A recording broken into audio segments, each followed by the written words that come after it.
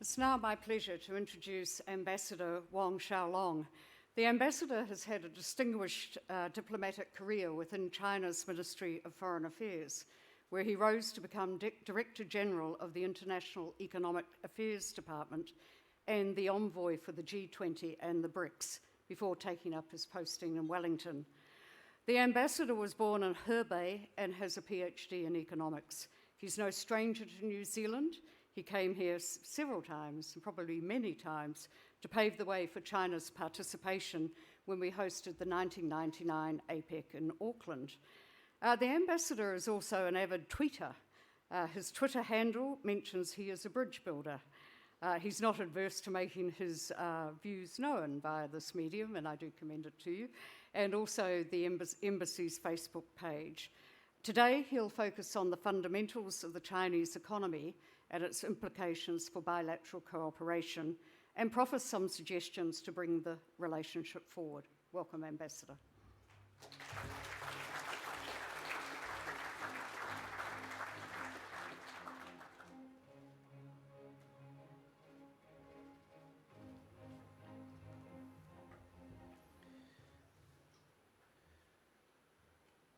Honourable Minister O'Connor, ladies and gentlemen, first and foremost, I'd like to acknowledge Fran and Michael, NZINC, and the Auckland Business Chamber for hosting this event, and to thank you for your invitation. Over the years, China Business Summit has evolved into a major platform and a signature brand for discourse on New Zealand's relationship with China. It's a great honor and pleasure to join such an imposing constellation of speakers and participants. Please allow me to take this opportunity to extend my deep appreciation to all friends who have been supporting the relationship. I'm deeply encouraged by the insightful remarks of the Prime Minister and Minister O'Connor, and would like to share some of my own thoughts and observations here.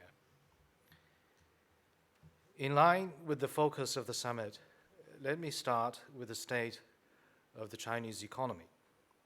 As you may be aware, promoting economic development, thus improving people's lives and realizing the Chinese dream of the great rejuvenation of the nation has been consistently the overriding priority for the Chinese Communist Party and Chinese government for the past 40+ years. Looking back, the history of China's development over that period is a history of ever-deepening domestic reforms and closer integration with the rest of the world. Increasing openness has brought vitality to the country and has served as an important driving force behind the strong growth of the Chinese economy for decades. With mounting headwinds facing the world economy, it is natural, though, for people to be concerned whether that same openness, together with the impact of the COVID-19 pandemic, may cast a shadow over the outlook of the Chinese economy. True enough, the turmoils in the external environment and COVID have taken their toll. Nonetheless, the fundamentals underpinning the Chinese economy over the long run remain unchanged. China is the world's second largest economy, the largest trader of goods, the second largest consumer market with a middle income community of more than 400 million people, and the holder of the largest foreign currency reserve. Both the scale and the systemic integrity of the Chinese economy contribute to its resilience. China is the only major economy in the world to achieve positive growth in 2020. In 2021, the Chinese economy grew by 8.1% year-on-year. In the first half of 2022, the economy still grew by 2.5%. What is particularly remarkable is that it managed to stay in positive territory in the second quarter, at the height of the renewed surge in COVID caseloads. In those 6 months, China's total import and export of goods increased by 9.4% year-on-year, with the consumer price index having risen by a mere 1.7%. No small achievement, given the runaway inflation in almost all other major economies around the world. Those hard-won achievements, although beyond expectations for some, should hardly have come as a surprise, as the major engines driving the growth of the Chinese economy remain strong.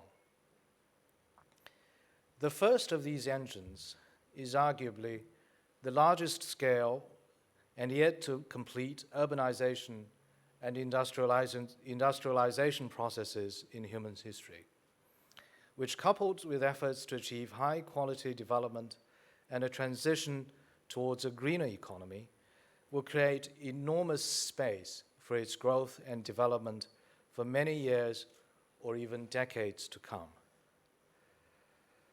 The second such engine is China's extra-large consumer market. Accounting for about 70% of the Chinese economy, consumption has already become by far the largest source for its growth. In the coming 15 years, China's middle-income community is expected to double to 800 million, which will further unlock its huge consumption potential, with implications for not only the endogenous factors for growth of the Chinese economy, but also for stakeholders in the Chinese market, including many New Zealand businesses.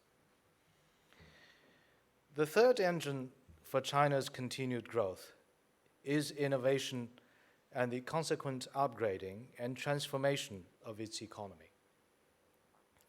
One important relevant indicator is that China already contributes one of the biggest cohorts of Fortune Global 500 companies from any single country. More importantly, over 50,000 small and medium-sized businesses specializing in new and high technologies have emerged in China since the outbreak of COVID. And rapidly increasing R&D investment and results have moved the country up the global innovation ladder. The fourth engine is the evolving institutional and regulatory regimes through what we call the supply-side structural reforms, deep reductions in taxes and fees, and continuous efforts at improving the general business environment. A final engine I'd like to mention here for the growth of the Chinese economy is international cooperation.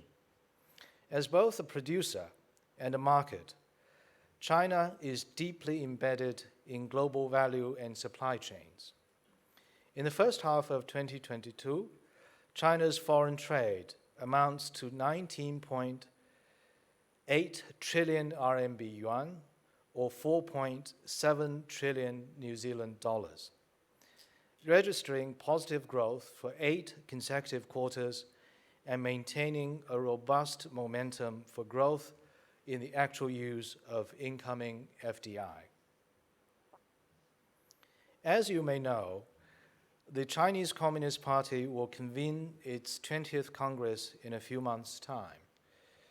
The Congress will be another major milestone in the country's development, as it will elect a new leadership for the party and chart the course for the further development of the country and the realization of the Chinese dream.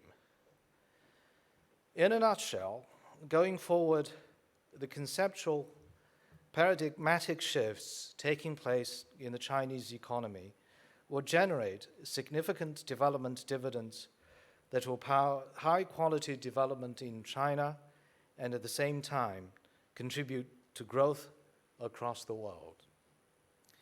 In this process, China will continue to open up as a key to promoting reform development, and innovation, and to addressing risks that may arise, as we continue to share opportunities from China's development with the rest of the world through mutually beneficial cooperation.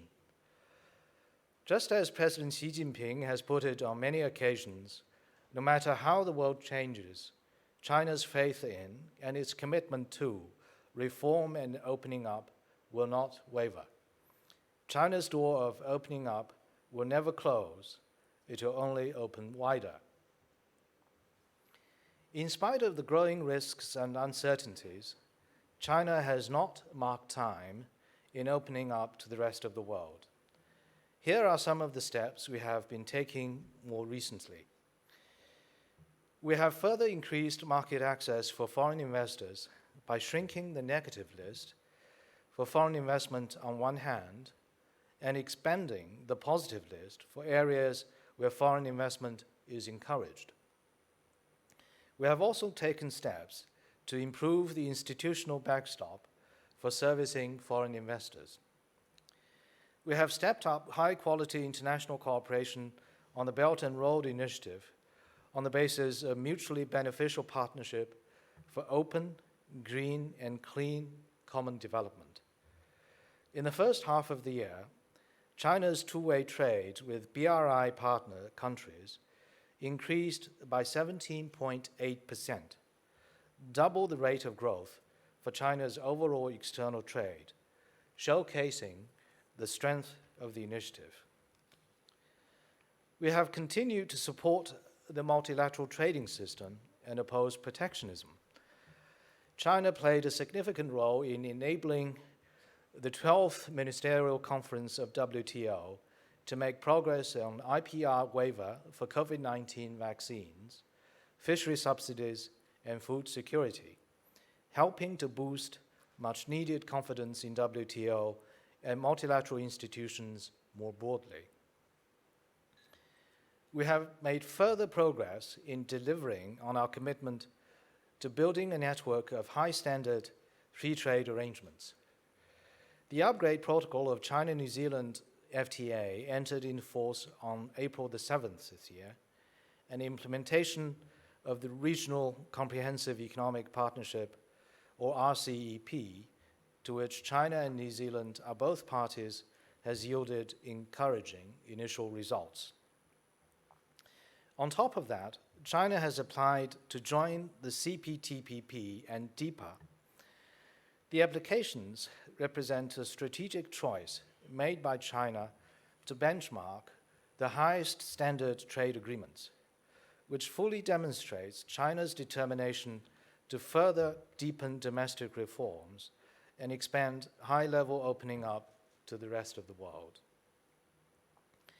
It is my firm belief that the accession by China to these cutting-edge arrangements will open up new frontiers, not only for the welfare of respective members involved, including New Zealand, but also for their cooperation with China on high levels, contributing to greater innovation and sustainable development. Without doubt, COVID remains a serious constraint on the world economy at this moment, and the Chinese economy is no exception. Since March this year, parts of China have experienced a rebound in COVID cases. Based on its circumstances, China has adopted the two-pronged dynamic zero-COVID policy, integrating pandemic control and the protection of people's lives on one hand, and securing economic and social development on the other. The approach has worked well by keeping the pandemic in the country under control and at the same time maintaining the overall stability of the Chinese economy. Indeed, nothing can be done without a price, but we do believe that the price tag is necessary and worthwhile, as it is much smaller than would be the case otherwise, particularly in the event the pandemic were allowed to run out of control. For this reason, China's adherence to the dynamic zero COVID policy is not only the responsible thing to do for the Chinese people, with the country being an important hub in the global supply chain, in the long run, it is also the responsible thing to do for the global economy and for our partners worldwide. Arguably, the greater the stability in China, the greater certainty there is for the world.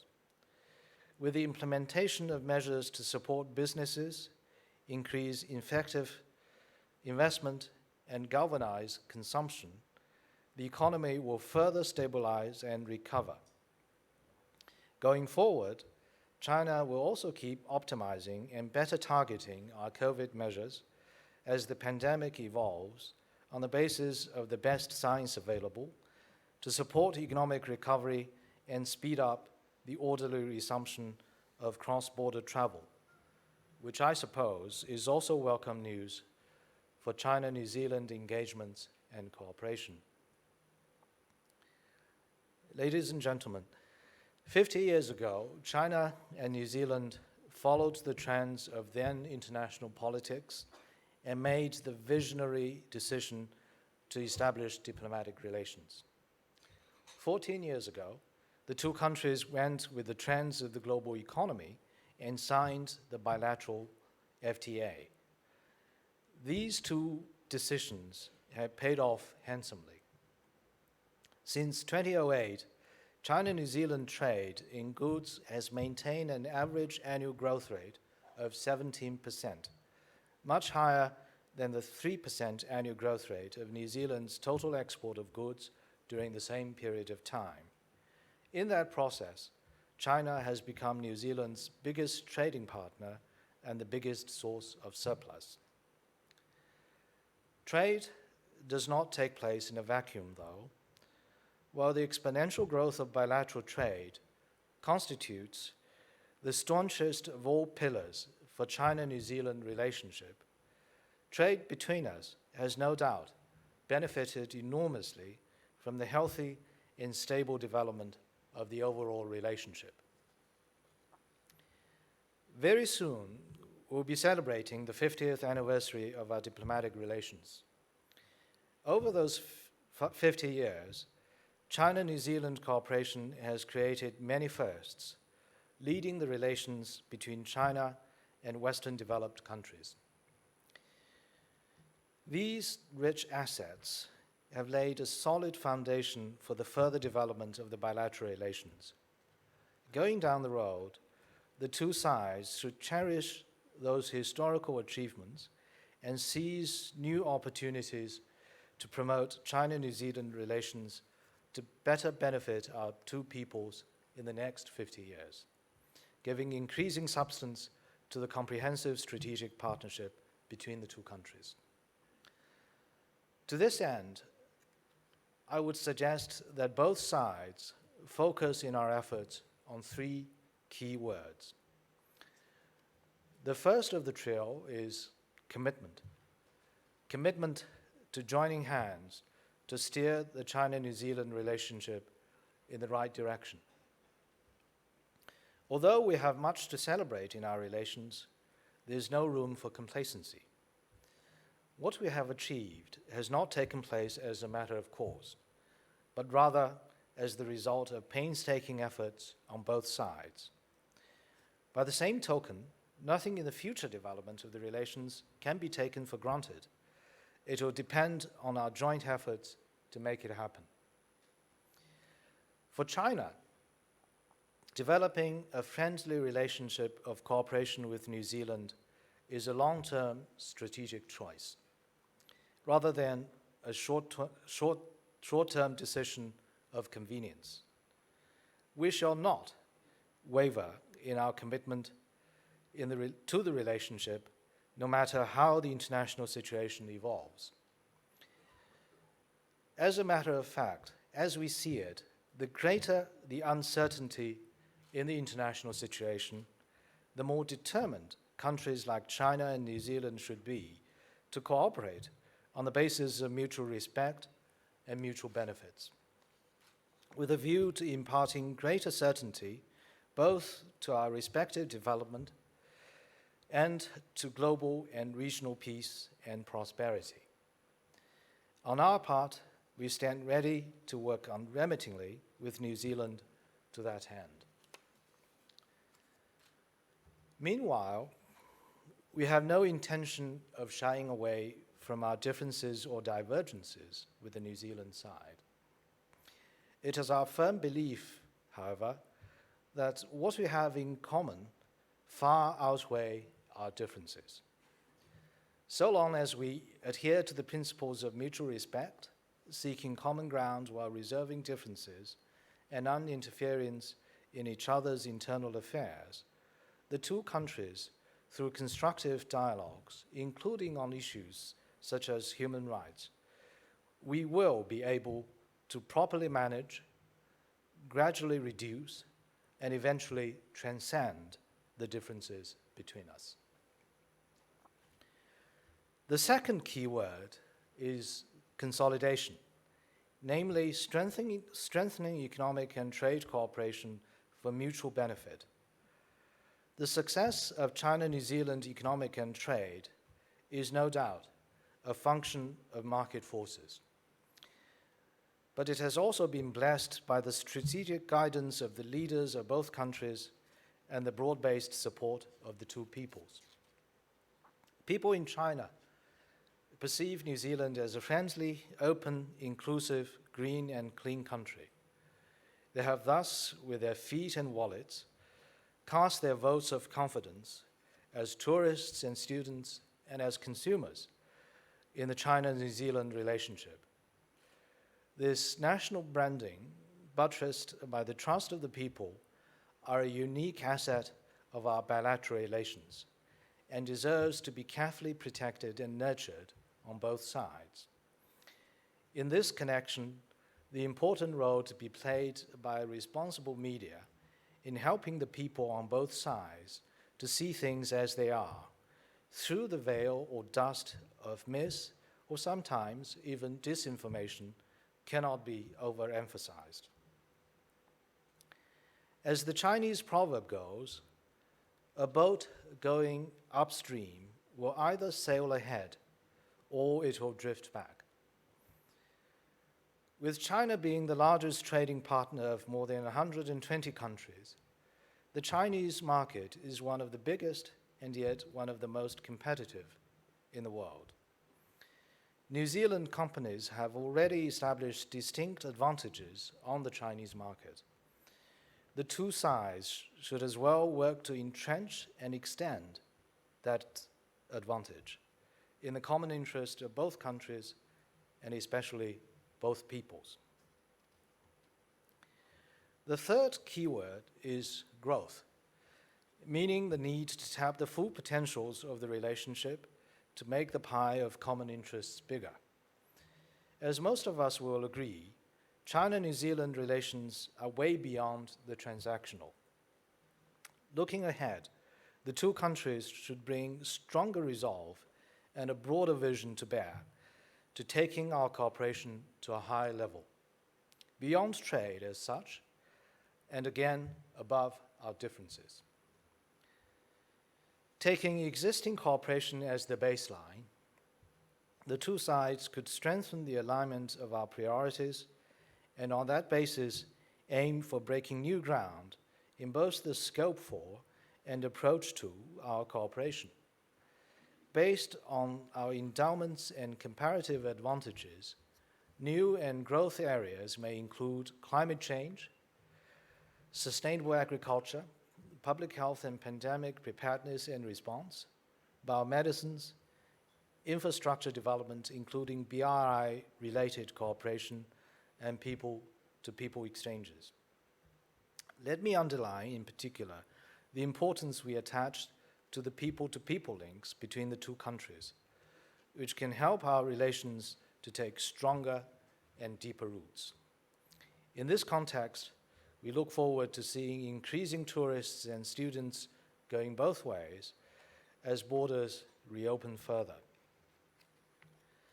Beyond the strictly bilateral relationship, China and New Zealand have between us broad shared interests in and common or similar positions on maintaining global and regional peace, stability, and promoting common prosperity and global sustainable development. This creates immense space for cooperation between China and New Zealand and gives added value to our partnership in this rapidly changing world. In this regard, I would like to take this opportunity to emphasize the following points. First, China is firmly committed to upholding multilateralism.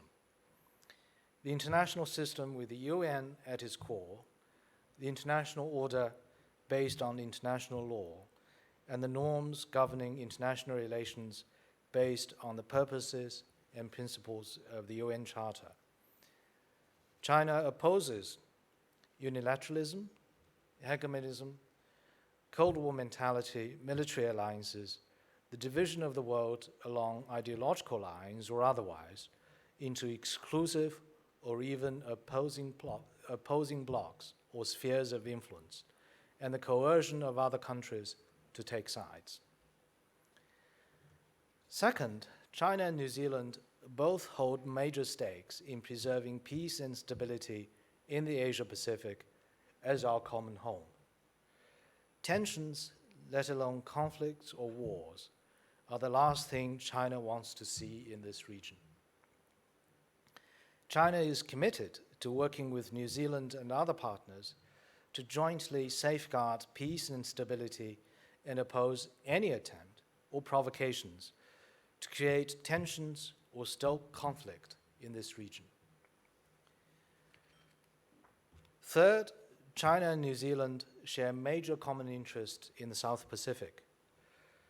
Both want to see peace and stability in the region, and both want to support Pacific Island developing countries in their efforts to address the existential challenge of climate change and pursue wider sustainable development.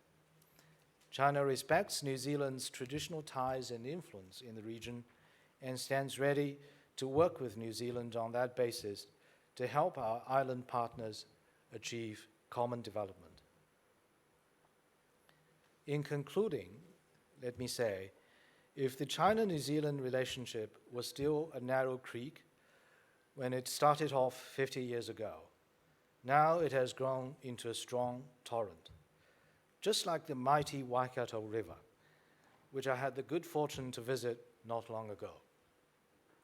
And like the mighty Waikato River too, although there might be ups and downs or twists and turns, our relationship will indomitably forge ahead. Of that, I'm confident as ambassador at this important juncture in our relationship, and in that capacity, I shall go all out to work with friends from all walks of life in New Zealand, including the business community represented here today, to make the relationship work for both countries, particularly both peoples, in the next 50 years and beyond, as I truly believe that such is the right thing to do, and it is in our common interest to do so. Finally, thank you again for this opportunity to speak today, and I wish the China Business Summit a resounding success.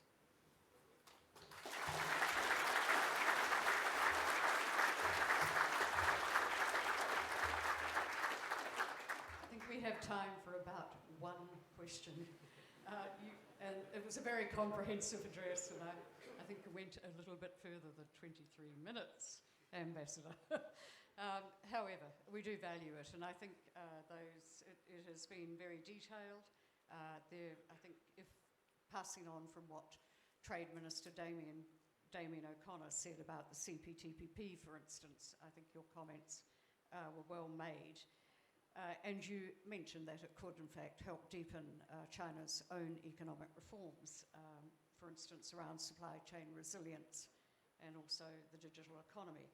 However, there are hurdles that other participants would see, such as the support for SOEs, and also that the provisions within that, by comparison to the RCEP, go further for labour and environmental free flow of information and government procurement. So there's opportunity, but there's also hurdles. How will China approach that? Well, as I explained in my presentation, the decision to apply for membership in CPTPP and DEPA is one of the major strategic decisions we have taken that dovetail with our overall strategy to deepen our domestic reform and take our opening up to the rest of the world to a high level.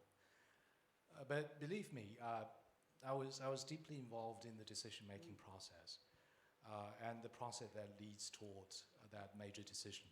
But that decision was not taken lightly. It was done on the basis of very careful and even line-to-line analysis of what our commitment to these two frameworks would involve. And as a result, we developed this reasonable confidence that first and foremost, the current rules and regulations in existence in China would comply with the requirements of both CPTPP and DEPA, even on day one. They would account for about over 80% of the provisions involved in these two agreements. But there will be issues that we need to work on, of course. But again, they go in the same direction as we've been trying to do all along on ourselves, what we've been trying to do domestically. And we see that as an important opportunity to speed that process up. Remember what happened after our accession to WTO back in 2001. That, I think, ushered in years of some golden years of very major domestic reform progress, as well as our deeper integration with the rest of the world. And that, I think, paved way for the very rapid development in that period of the Chinese economy. And with the possible accession to CPTPP and DEPA, representing the highest standards in the world in terms of free trade agreements, we hope that we could do the same. We could, again, boost what we've been trying to do, reforming our domestic economies, using this as a benchmark, as an important opportunity. But of course, that there will be areas that we need to work creatively together with our partners in both these frameworks. Issues like what we've mentioned, the SOE. But again, this is something we've been trying to do on our own anyway. Because if you listen to some of the major policy speeches made by my president and my premier, there's one repeated point that has been made by both of them in relation, for example, to the SOEs on the need to promote ownership neutrality, to promote equality of enterprises of all ownership structures before the law and before market opportunities. So this is one area that I think we need to work on, no doubt, but this is one of the examples where the requirements of membership of these two processes would dovetail perfectly with what we've been trying to do domestically. And hopefully our negotiations and eventual membership will help to speed that up. Thank you, Ambassador. I'm afraid that's all we have time for this morning. Sorry for the... Yes, I know. We did think we'd have 5 or 10 minutes, but not so. But however, look, thank you very much for speaking to us. You again spoke at great length, and I think it's been wonderful to have that position that you've taken, and I hope we'll have an opportunity to speak with you at greater length about some of these issues in the near future. Yeah, thank you very much.